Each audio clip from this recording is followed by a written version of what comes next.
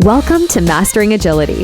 If you want to listen to authentic conversations with the most inspiring guests, find like-minded people in the Mastering Agility Discord community, or both online and face-to-face events, this is the platform for you. Grab a drink, sit back, and join professional Scrum trainers Sander Dorr, Jim Sammons, and their guests in an all-new episode. Hey everyone, if you've ever wanted to join Sander and I in person and maybe even record a podcast episode of your own or just sit in a panel and talk to some guests, this is your chance. We're both going to be in Helsinki, Finland at the end of March on March 27th and 28th at the Scan Agile Conference. The venue looks amazing. There's plenty of awesome speakers, sites, food, and other activities to experience while you're in town. What I'm excited about the most, besides the conference, of course, is learning some of these great Finnish phrases. Like apparently in Finland, they don't say that they're in a great hurry. They say they're going to run using their head as a third leg. Now, we all know that Sander can be a bit crazy at times, but a Finn would question if he has all of the moomins in his valley. I have no idea what that means, but I'm going to say that no, he doesn't have all of his movements. So come on, join us. It's going to be great. All the info is at scan-agile.org. Hey everybody, it's Jim without my co-host Sander today, coming back to you with another extra special guest from my past, Ms. Tammy Gretz. So before I introduce Tammy, I'll give you my background on Tammy because she is a former colleague. We've worked together a couple times now. We happen to live fairly close to each other. And I think, Tammy, we're going to get into the fact that one of the phrases of yours that I say all the time is, how might we? Just three simple words. And to that point, the second Tammyism that I hear a lot, and I say it a lot, is say more words. So with that, Tammy, say more words and please tell the audience who you are. I love that that's associated. I've got that association for you. You do. No, I'm Tammy. I'm here in the wonderful state of Ohio, in Central Ohio, and I'm an Agile coach. I'm a design thinking coach, and those two things kind of they go together. They're adjacent. I call it Agile adjacent. It's something that I picked up and I started using. I really enjoy it. I've been doing this since 2013. Actually, when I was trying to keep my my PMP current, I went and took an Agile course. And I was like, wait a minute, this is the thing I want to do. I want to do this. And so I dove in head first with it. And this is where I am now. I've worked in a bunch of different industries and I can't get enough of it. I love it. And I want to start with the word coach, because if you open up social media today, especially LinkedIn, you won't have to look too hard to find people bashing the word coach. So how do you define coach? Because you have two different titles, both with coach in it. How do you define what a coach is and what a coach isn't? A coach is somebody that they're not only your cheerleader, like they're willing to step in and step beside you and link arms with you and say, all right, I see what you're trying to build here. Let me help you think about that. It's not to tell them what to do. It's not to show them how to do it. It's to help them think about the thing that they want. And that's what I aspire to be. Like, okay, take me out of the scenario, but let me stand next to you and ask questions that help you think about the thing that you want, because you are the one that's building this. I just have a bunch of questions and I'm just a curious person in general. I'm one of those people that, you get into a new car and I push all the buttons because I want to know what all the stuff is. I'm really super curious. And so it's about being a really curious partner to whatever the thought is that's going on in that person's mind. I like that. That's two ideas that I understand, but I don't normally associate, I guess, but you're absolutely right. Curiosity and partnering. I mean, I think partnering is naturally coaching in a way. Do you find that people value coaches like yourself, or just in general, because I'll be honest, I struggle with feeling valued and knowing my value when I'm trying to coach someone or help them. And I resonate with that a lot. And I'll answer the question and then I'll tell you how I got over some of the stuff. Do I think people value coaches? I think people value coaches when they really want to change. If somebody doesn't want to change, a coach is just there pointing out things that they want to figure out for themselves. And they don't want somebody else to figure them out for them or point out those things for them. And they're not ready for that. So that's my answer to that question. I think it's about people value coaches when they actually want a coach. If they don't, which is a lot of our cases, we get assigned to an area. And so we are looked at as people that are going to come in and tell them what to do. And I try to dispel that a lot, and a lot of people think that we're experts, and we are experts in agility, but in their specific thing, not necessarily. And so that whole concept of, are you an expert? Are you a pair of hands? Or are you a partner and a coach in that scenario, a collaborator? A lot of people confuse those things around coaching. So they think the coach is a pair of hands and you come in and do what they're bidding, or you come in and you're the expert and you just tell everybody what to do, which there are people who can do that, but that's not what I think of. I think of somebody who's going to come in, like I said, and talk to you about what it is you're trying to do and help you think about it in a different way. Yeah, I resonate with all that, like being assigned to an area that maybe doesn't want coaching. Yeah. So how have you overcame that, or how do you begin to have those early conversations when maybe that's the case? Maybe you've been assigned to a group of people and that group is full of people who actively want your help, people who actively don't want it, and then some other people who have no idea who you are and what we do. Yeah. So I'm going to backtrack just a little bit and kind of talk about how I got past people not wanting me to be there. And this is not a plug for anything necessarily, but I took a course back in, 2018, 2019, when I was in that transition of coming from project management, Scrum Master into a coach. I didn't know if I had what it took to be a coach, honestly, and I was questioning a lot of it. And I took a course, and it was The Power of Purpose. And I found my professional purpose statement, which helped me get up every day in the face of no matter what anybody else said. I know why I'm here, and I know what my intention. And so it helped me work through that assignment. In that, okay, how do I need to show up today for this person? And in the next meeting, how do I need to show up for that person so that I can still be who I am and fulfill my purpose? So it's that kind of idea of knowing who I am so that I can help others be who they want to be, if that makes sense. So it was just filling out the impact statement of I exist in order to impact this group of people in this way. And it was a super powerful moment, and I carried that for a long time. It has shifted over the year, over the last couple of years, but knowing my purpose has helped me show up for other people when they aren't sure what a coach is.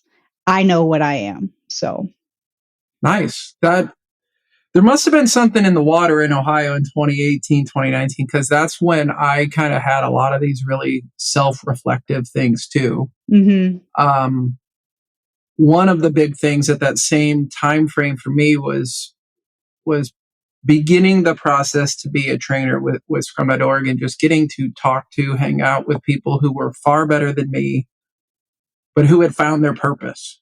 right? And I also worked for an organization that doesn't exist anymore. And they brought in some leadership coaches to really focus on training us, not in any tangible or technical skill, but in things like how to have hard conversations, how to find your purpose, how to get up and come in and do a good job when everything in your body is screaming, don't. Like, just pull the covers up and do that. And I've since recommended a lot of other people to go to that type of a workshop, class, if you want to call it that. It was a multi-week program, hours here, hours there, but interesting. So you said your purpose has changed. So I want to throw an opinion at you and tell you and ask what you think of it. I am a believer that a lot of people like us are in the realm of education. Now, I'm not saying we're educators. We're not professors emeritus. We're not going to get tenure at any Ivy League school. But how do you feel coaching relates to the concept of educating or even training? I love that question. Something that I've learned recently or made a distinction between is educating horizontally, like giving people skills that anybody can go and learn because they're available out there. Like, you can go online and you can do a course on X. And then kind of where I put that purpose class that I said that I took, that's more of a vertical, because that helps me rise, right? It helps me rise as how I show up, how I am, how my influence and my contributions impact others. It helps me understand that. Whereas some of the other stuff is just skills like, here's a template on how to do that. Here's a facilitation guide on how to do this. Here's how to have a hard conversation. But how you are impacting, how you contribute to the outcome of that hard conversation is a vertical learning.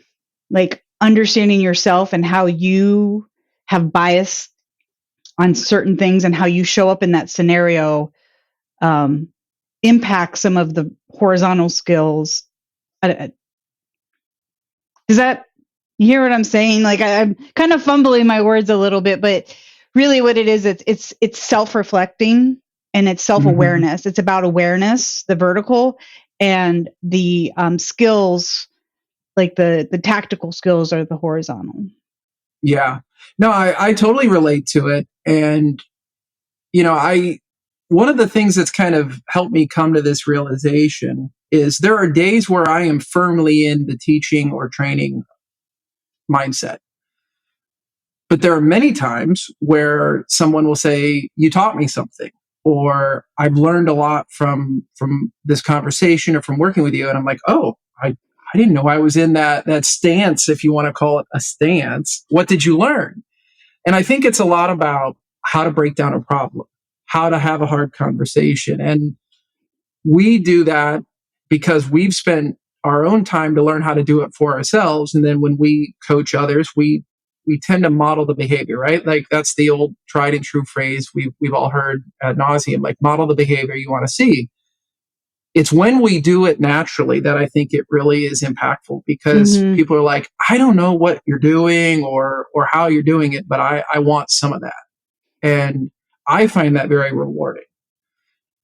I wish I was more intentional about it sometimes, because, and I'll just admit to you and the audience, one of the things I struggle with today is regulation, right? Being even keel, being consistent. I'm an external emoter. So we were having a retrospective today, and one of the sections of the retrospective is, what is something that you're embarrassed by? And I said, well, mine is what I call RCF, resting coach face. And there was some snickers and smiles and all that. And, but I didn't have to explain it. Like, people know, but it's something I'm working on. I'm working on being more consistent, but I don't think it's about always being the same, not showing emotion, not showing passion. I think it's about doing it in a healthy way. and deploying something strategically. And when I say something like that, I'm curious if you think that sounds like manipulation, because when I tell people, I deploy my passion strategically, what I might mean is I'm frustrated by something and I want maybe not other people to agree with me, but I want to see how they are. But also if I want to de-escalate a situation, I might want to be one step lower than the people who are in active conflict to see if I can pull down the tension, the frustration, or whatever. So do any of those things resonate to you, or do you feel like any of these things could be called manipulation by just the active thought that we're deploying things we've learned to help other people? I don't think it's manipulation. And I think it's interesting that you use the word strategy, because a lot of people, strategy is very elusive. They don't understand it. They don't know what it is. It's the thing in between. And how do you build a strategy? What does that mean? And especially in my current assignment, I am working with people who have a vision for how things should be. So in our scenario, we have a vision of how we would like leaders, teams, people show up in a certain scenario, but they've never experienced that before. So they have no idea how to get from here to there. So they have a vision of what they want to be. We have a vision of how teams could be.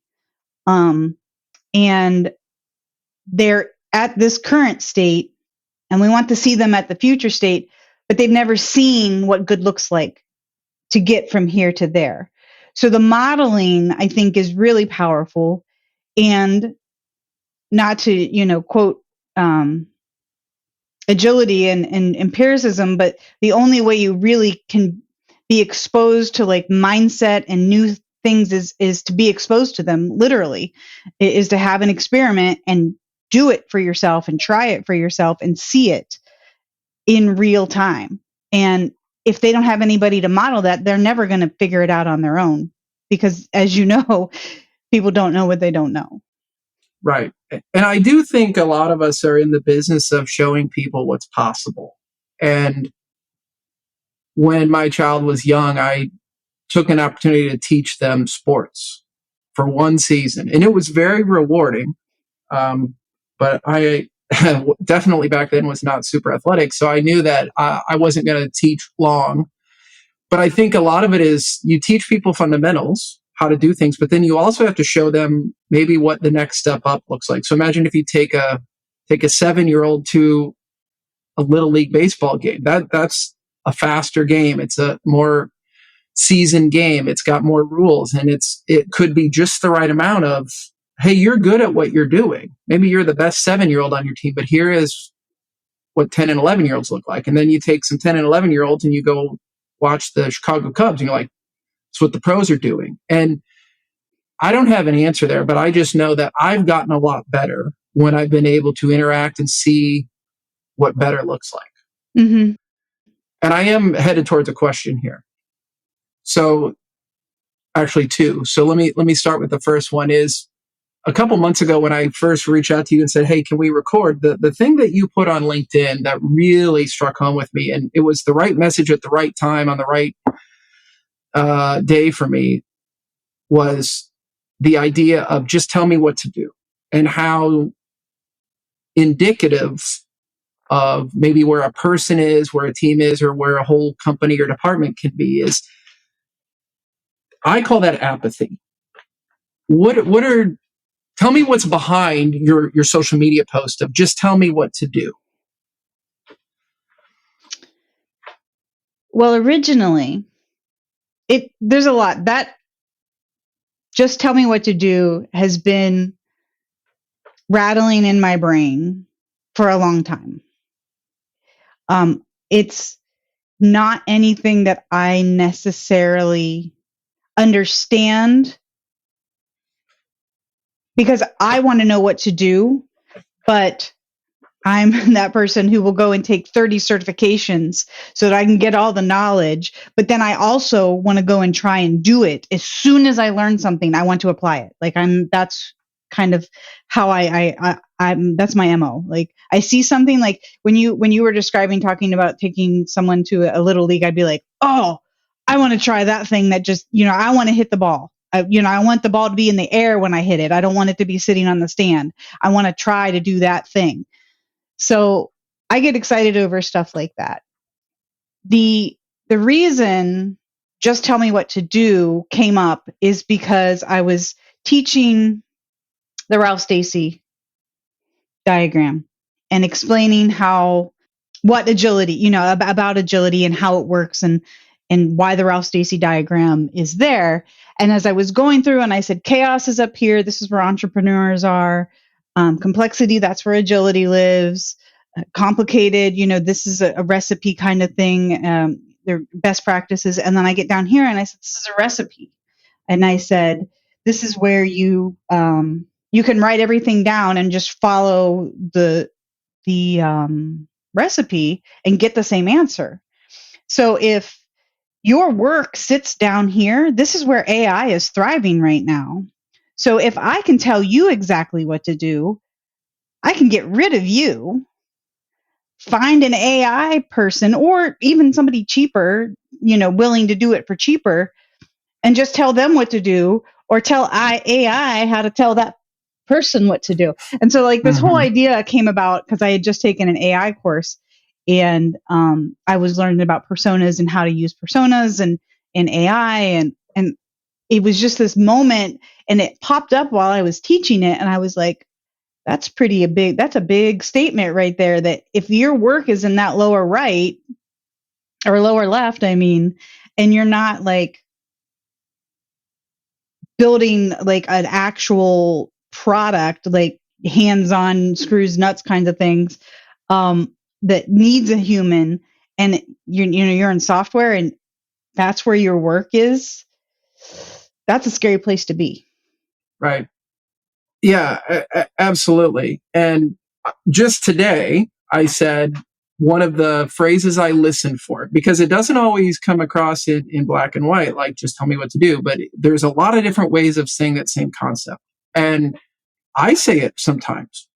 And if I reflect, the times I say it is either when I am very stressed and anxious, fearful, overwhelmed, or apathetic for some other reason.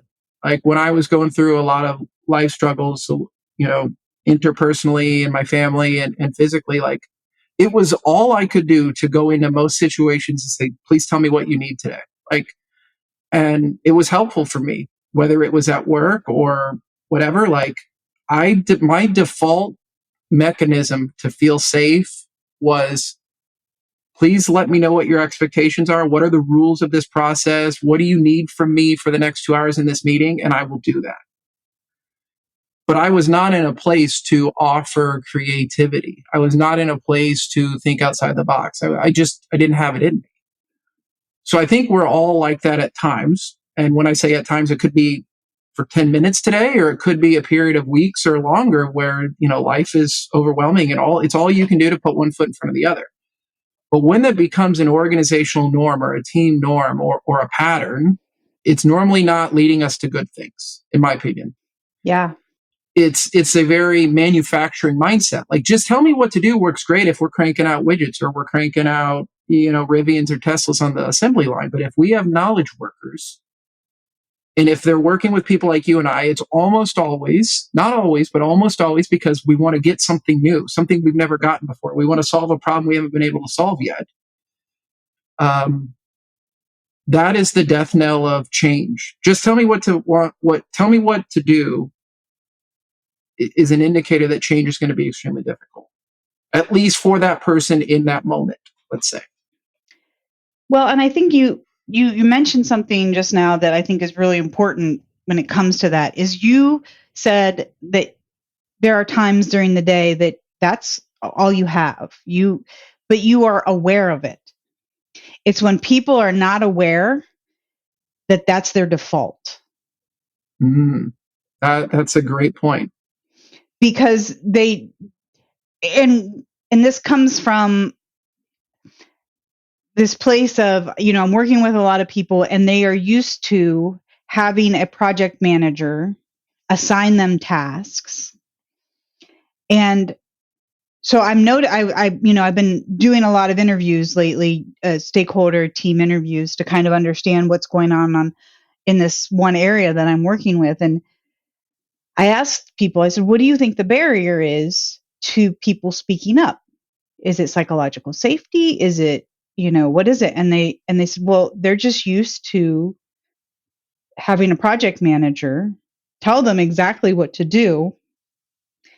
And they don't have any accountability if that's not what needed, because they were told that's what they needed to do. So they don't have to hold the responsibility or the accountability. So I think there's a little bit of that as well. In some of it, I'm not saying that is all scenarios, but I think that's the safety piece of it, is if I don't put my creativity in it, it won't get rejected. Somebody told me to do this. I'm following the rules, and then get upset later if the rules didn't help them, get what, you know what I mean? So like, yeah, it removes the curiosity, it removes any innovation. And even when you said, if we're just punching out widgets, even then, if the person on the production line who's just, flipping cups or whatever, pulling things up, I'm thinking of, I've seen some videos of people doing it the way that they were shown, and then people like completely blowing past it and like using like others, and just like the other people just stand there because they can do the work of 3 people, because they said, this is dumb, I'm not doing it this way, this is much faster to do it this way. And the other 2 people just stand there while the one person just does all the work because it's more efficient. They've Right. come up with a way to be more efficient. And that's really empowering. And also, I think it's frightening for people. Well, I think there's a saying. Sorry I didn't mean to cut you off, but if you want innovation, hire lazy people. Like, this is what I've seen everywhere I went. Like, and it's not laziness, but when you have people who are allergic to inefficiency, they will find ways to innovate, whether it's a new way of working on the manufacturing line or a way to automate something that's been manual or whatever. And I think the soundbite of hire lazy people if you want innovation is good, but I think the concept is spot on. But the other thing is you're making a connection between accountability. And I think most people want the positive side of accountability when things go well. But I do think that the just tell me what to do is a way of saying, well, I'm going to follow the rules because following the rules is safe. Following rules doesn't get me in trouble. And if it goes to shit, it's not going to be me that has to answer that. Because I don't know, ma'am, all I was doing was what I was told. In some aspects of life, that's probably a good way to be. Like one of our shared colleagues that we both used to work with, he'll tell you that he's a very compliant person. He follows the rules of the road, he follows the rules of the organization, etc. And he is able to just mentally disagree with something, be like, I was told to do this, so I'm going to do this. And I struggle with that because I can't help but challenge inefficiency. I'm not a good rule follower, etc. And I think sometimes he probably wishes he could be more like me, and many times I wish maybe it's better to just be like that. It's interesting. I consider myself a rule follower. Yeah. It's understanding what the rules are. And then here's the really important piece is, why is the rule in effect? Mm-hmm. Why is it there? And that's the part about just tell me what to do. It removes the why so that I can be innovative and come up with a new way to do something. Mastering Agility only partners with organizations aligned with our values, and that's exactly why we're excited to work with our sponsor, Scrum Match.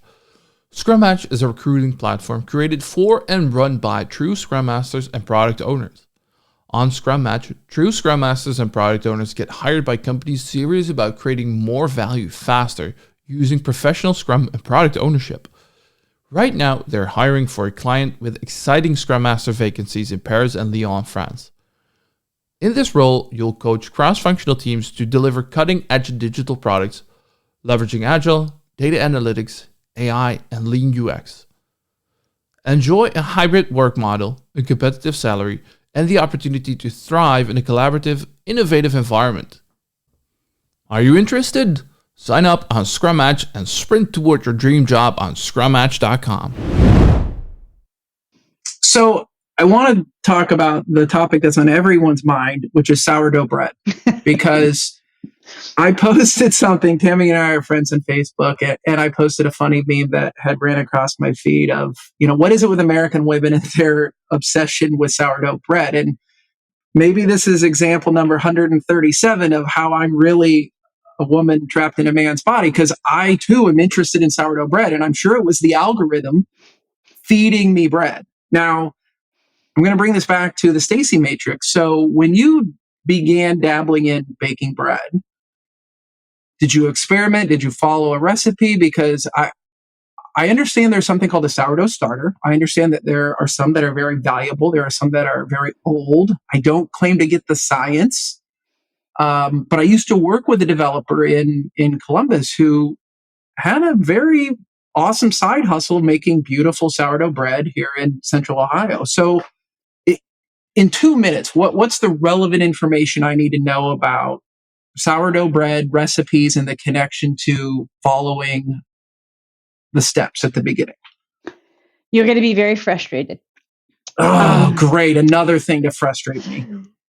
There is a recipe, but it's based on percentages. So if you don't know how to measure using a scale, it will be another frustrating experiment. So you need 100%. Your main ingredient is your flour, and then you need 70% of that, I think, is the water, and then 10% is your starter. Okay. So, I'm a coffee snob, so I do know how to use the good kitchen scale. So maybe this is not going to be a big deal for me. It's not a big deal. What is going to be a big deal is the steps.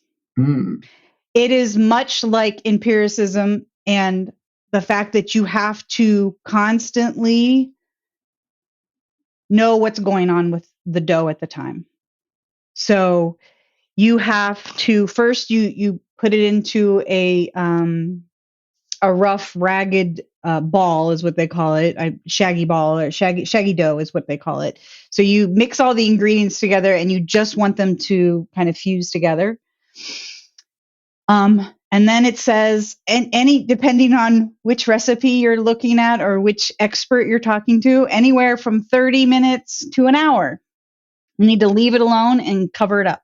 Okay. You got to let it proof, right? You got to proofing? I think it's called analyze or analyze. Okay. I honestly, I don't know. I'm still in experimental mode and I'm still playing with a lot of stuff. I don't know the proper names for everything, but you got to let it sit, and what you're doing is you're letting the dough hydrate. So it needs to, all the flour and everything needs to hydrate so that everything gets ready to make dough. And then you have to go through and stretch and pull. Ooh. Now there's a couple of different ways you can do that. And basically they said you need to do 4 to 6 rounds of stretch and pull, 4 to 6 rounds of 4 to 6 sets of stretch and pull over a 2-hour period. It doesn't have to be exact, but the recommendation is that you do 4 to 6 in a 2-hour period. So you could do it every 20 minutes. You can do it every 30 minutes. You can do it every 15 minutes, whatever. And you can do 4 to 6. And that's just stretching the dough and folding it over. And what that's doing, it's creating your structure for the bread. Then you have to let it sit for I don't even know what the recommended hours are, but they have timelines. So there's different timelines that you can follow. So here's what I'm hearing. Patience, specificity. These are not strengths of mine. So I'm back to being nervous now, but okay, go ahead. So tell me, because you know me well enough to know patience is not one of my strong suits. So go ahead. Well, and I said earlier, I'm a rule follower and I'm also a recipe follower. So if you tell me, and the fact that it didn't have specific times or specific, you have to do this, you have to do this, I was freaking out. Mm-hmm. And then you can cook it in a variety of different vessels, is what they call them. But you have to do that, and then you have to let it proof overnight in a cold. It's called a. So they let it sit for after you've done the stretch and pulls for 2 hours. You let it set for like 6 to 8 hours or 9 hours. I don't know exactly. You will get different answers if you can search it. So right now, actually, I'm doing this right now. It's sitting down on my counter. It's been sitting there since noon today. I finished at noon today doing my stretch and pulls. And it's just been sitting on my counter. And then tonight, I will pull it out at like 8:30.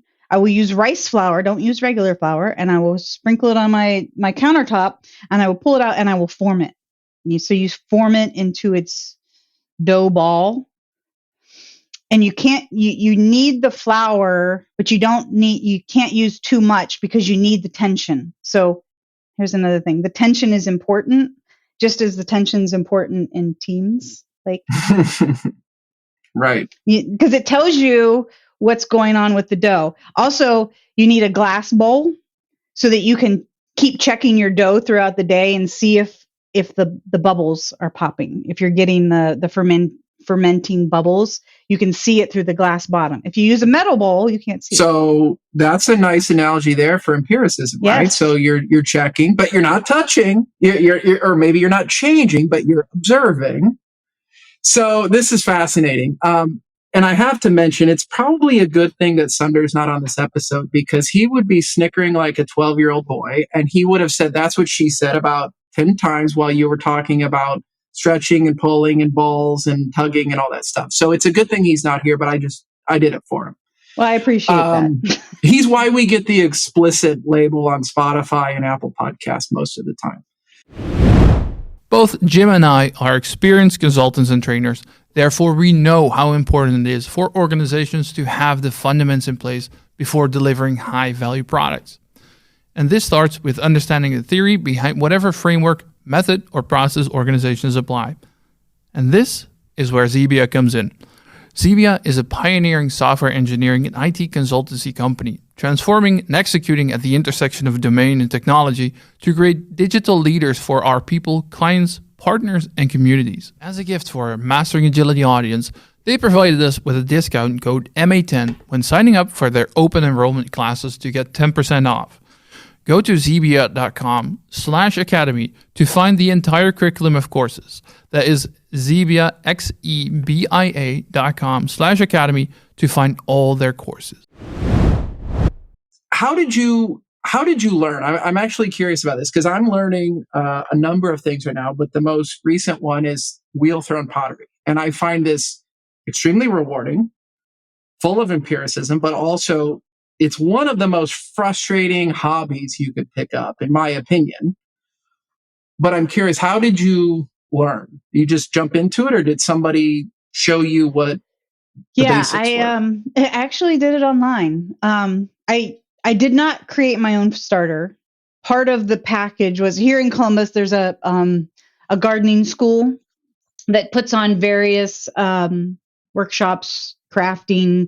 It's mostly around gardening, doing things outdoors, learning how to build things. Like, so if you're not familiar with it, it's an opportunity to be a beginner and be with a lot of other beginners. So I think that's another really important thing, is that it allows you to be a beginner, and they teach to you in that beginner mindset. And so I went and picked up my starter the night before, and they give you like explicit directions on the night before, but then the next day you get on a Zoom call with a whole bunch of other people in their own kitchens, and you're cooking alongside of them. And my very first sourdough bread was a brick, and I'm not lying when I say a brick. You could have probably used it to build, a house if you used butter to stick them together. I don't know. My husband loved it. God bless his soul. But we ate it all. It was just, I didn't score it. It didn't rise. I didn't pay attention to it. I did it in a metal pan. Like, I did all kinds of things. So that was my first experiment, but I could still eat it. I mean, Yeah.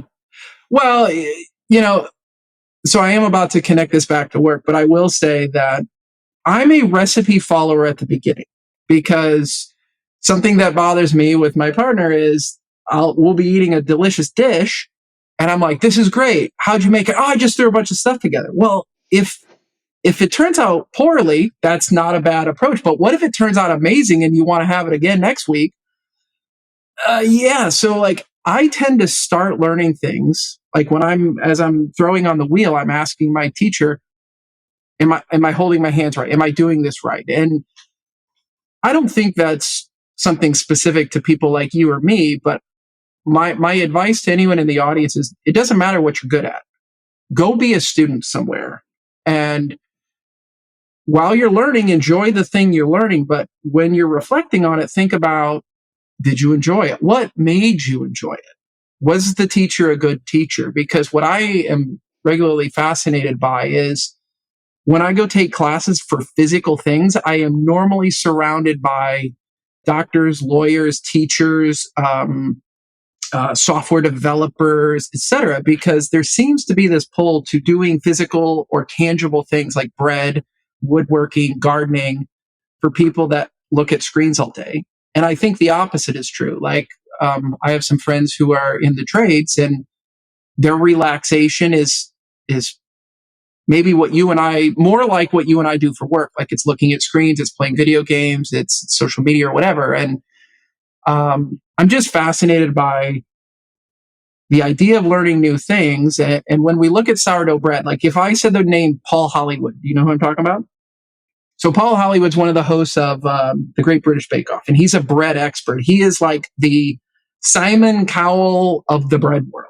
And I mean, he'll open dough and he will tell you overproved, underproved, not enough gluten development, yada, yada, yada. Like he's like a Bill Nye the Science Guy for bread. And I was thinking yesterday about him, Paul Hollywood, who I would love to have drinks with. He's on my bucket list of if I can ever meet him, I will totally fanboy. Simon Cowell, big fan of him, and like Mark Cuban on Shark Tank. He's my favorite. That's yes. my favorite. Now, here is a question for you. So Gordon, let me throw in the name Gordon Ramsay, right? So all of these people are public figures, they're entertainers, right? So some of the stuff that we see is curated for shock value or whatever. But what I look at is these are people who love their craft. They know what good looks like. I don't care what you think of them as people. They are successful. They are experts in their field. But they can come across as being really negative. And like old Simon Cowell, if you go back and watch the first few seasons of American Idol, like he would reduce people to tears. He would be extremely rude. Gordon Ramsay screams at people for a living, it feels like. Mark Cuban can blast a Shark Tank idea, whatever. And maybe I have rose-colored glasses on, but I feel like those of us who are in the business of helping people improve, like where do you fall in this spectrum of patting people on the back, giving out 11th place ribbons and saying, oh, great job, because you mentioned cheerleader at the beginning, versus maybe the other end of that spectrum is Gordon Ramsay, Simon Cowell type stuff. Like, am I mansplaining a little bit to say, I'm only pushing people to improve because I know they're capable, I know that what's possible, and I believe in them, and I'm there to help them? Or am I just explaining away my own bad behavior or negativity? Do you get what I'm asking, I guess? Like, I think so. And I guess what came up for me when you were just now talking was, well, what does the person want? Does the person want the Mark Cuban or the Gordon Ramsay?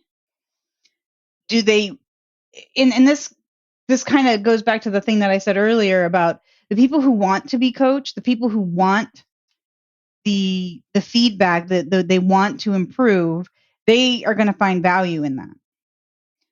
And if all they want is help me get a promotion, I don't care what you do as a coach, but I want a promotion. You want all the credit for all of this stuff. Tell me what the promotion is going to do for you, and I can help you. I will help you in whatever way I can, whether that's coaching or whatever. But the question comes down to, what does the person want when it comes to coaching? So same with Mark Cuban. They have it's more of a stake for them because they're going to be investing money. And Gordon Ramsay's got the shock value of whatever. I don't know if you've ever seen the one with his mother. They have a meme of him or a video of him and his mother. I haven't, but so what's he do with his mother? Is he a lot nicer, I assume? No, his mom calls him on something. He pulls something out and she's like, "It's not done." And he's like, "It's done." And he's like, "It's not done." And he cuts into it and he's like, "It's not done." And he sticks it back in the oven and he's like, "How did you know it wasn't done?" She's like, "Well, it was fallen in the middle." And just kind of, she's older than him. She has a lot more experience, even though he's got lots of experience. He's very focused on certain things. And so you have to understand what they're focused on to understand what they're trying to do, I guess, is what I'm trying to say. I love this. And you've helped tremendously, because the thing that I've heard probably all those people, but especially Simon Cowell, say is, you came here for this. That's not always true of our coachees, right? Like, we're forced on them in some ways. So I think that is a big difference of, if you go on a TV show, you go to Shark Tank, or even if you just seek out a professional to help you with something, you are stepping in to help. And if you just want somebody to tell you what you want to hear, there's people out there that'll do that. But you also shouldn't be surprised if somebody who truly wants to help you, that you sought out for help, gives you candid feedback, right? So I think this is something an old coworker of mine used to say, is never coach without permission, right? And I think there is something I've mentioned on this podcast before, which is a lot of people, and it's from a book, but I won't bore anybody with that, is a lot of people don't know what type of conversation they're having. Like, do you want to be helped? Do you want to be heard? Or do you want to be hugged? And the fourth one is, or do you want to be high-fived? Which is mine. That's a gym addition to that, to the 4 H's, because there's a lot of people I run across, and really what it seems like they want me to do is just validate, like, high five, great job, even if I don't truly believe it's a great job.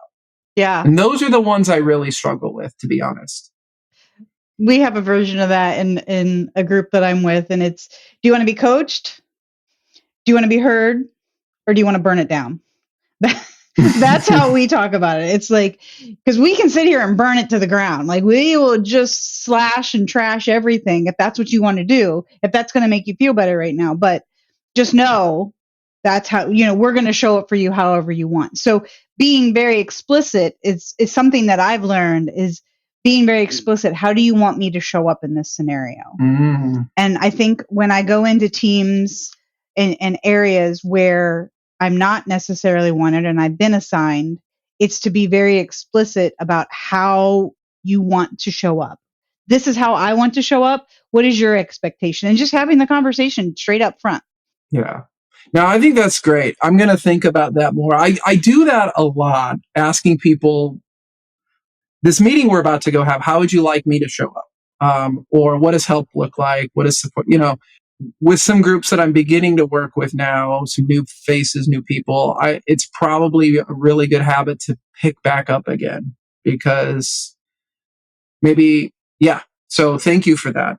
We're getting close to wrapping up. I want to ask, though, one question, and then I'll turn it over to you to just kind of say any last words. But you mentioned that you're a learner, right? You said you go after certifications. You've mentioned classes before. So is it correct for me to assume you're a reader as well? No, it just depends on who you talk to on whether I'm a reader or not. I listen to a lot of audiobooks and a lot of podcasts. That's a reader. You go out on the internet and some people, you don't read, you listen. Yeah.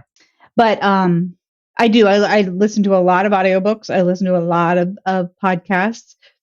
And then I like to try what I'm listening to. So like a lot of what I listen to, and a lot of it is business books, just so everybody understands what I'm saying here.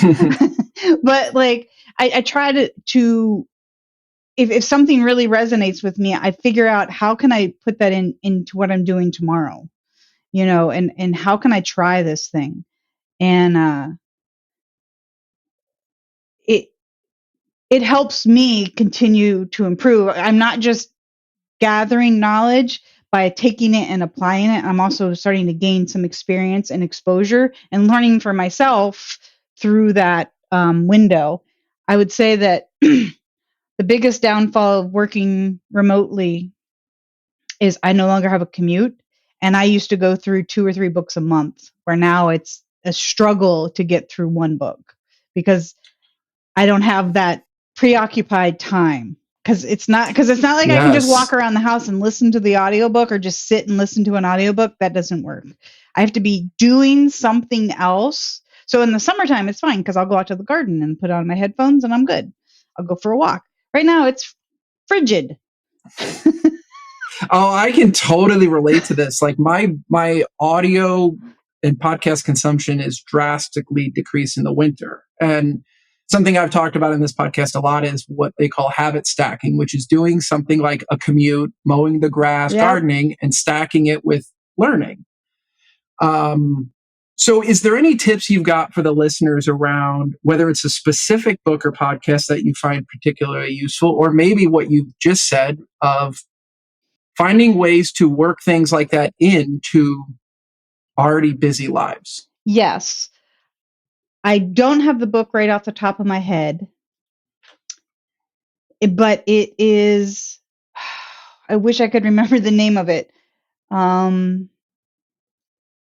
But it's a book around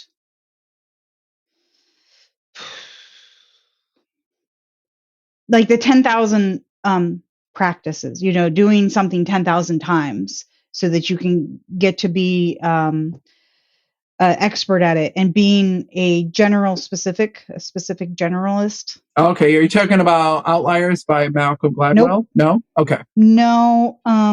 Dang it. That's okay. You can find it and we'll put it in the show notes after. Yeah, I'll put it in the notes. But it's the book I did a lot of things after I read this book, and I just read it recently. And I'm part of his name's David. I can't think of the last name though.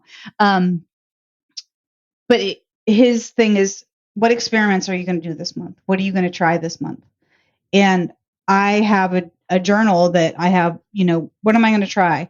And one of those things, it's funny that you said that podcast or the LinkedIn post that I talked about with AI was one of those experiments going and learning about, and then using the AI to help me write content on LinkedIn that was adjacent to agility.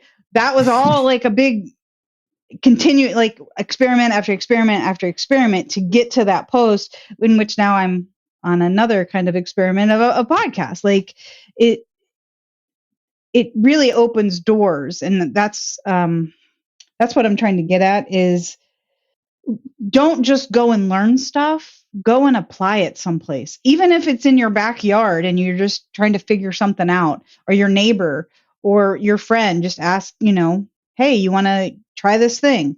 I don't know. Or just be brave and try it. Like one of the things and I'll leave on this note is that, or I'll let this kind of be the last thing, is I've been doing a lot of these stakeholder interviews, if you will, and I'm teaching a group of people about how to interview to get insights for, their product or their service.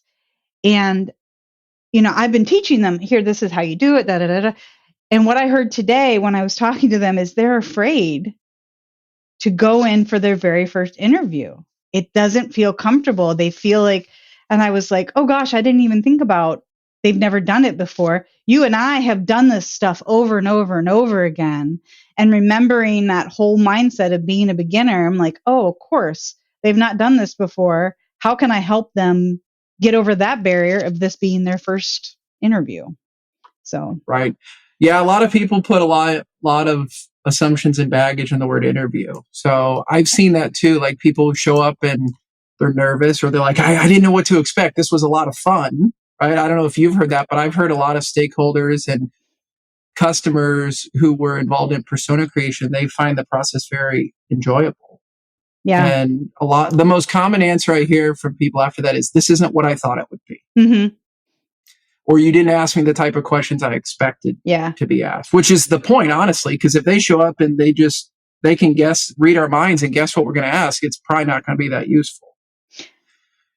Well, so my last comment on this topic, and then we'll wrap up, is something I want to talk about on a future podcast is I'm hearing an increased demand for microlearnings. Like, I remember years ago being told, like, oh, we got to distill this down into a 1 hour class or a 2 hour class. And then it was online master classes. Then it was long form YouTube videos, 30 minutes, 45 minutes.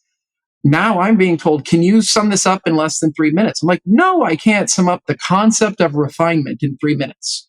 And if anybody can, and you're scrolling on TikTok and learning that way, be highly skeptical. And there's a lot of people tell you, oh, the modern generation, they don't learn like this, long form learning, 1 day classes, half day workshops, that's so antiquated. I'm sorry, but I think that's a cop out. Like, I myself consume a lot of small things. And if I open a podcast and it's an hour long, they better hook me, right? They better pull me in. But I also think that there are a lot of people like you, many of our guests, many of the people that I talk to that I consider very knowledgeable and thoughtful, talk about long form things, reading books, listening to books, attending classes. And those are not things that happen while doom scrolling on the toilet. They're not. But a 2-minute video on something could inspire you to dig in deeper. But yeah, it's something I plan on trying to talk about more in the future. So to wrap it up, Tammy, where can people find you if you want them to? And if you don't want them to, you can stay as cryptic as possible. No, best place to find me right now is on LinkedIn. It has all my information. You can send me a message. I love to talk to people. I will chat with anybody. I swear. I'm talking to Jim now. No. Anybody. Yeah. Anybody. Even me. No, but yeah, reach out, schedule, time with me.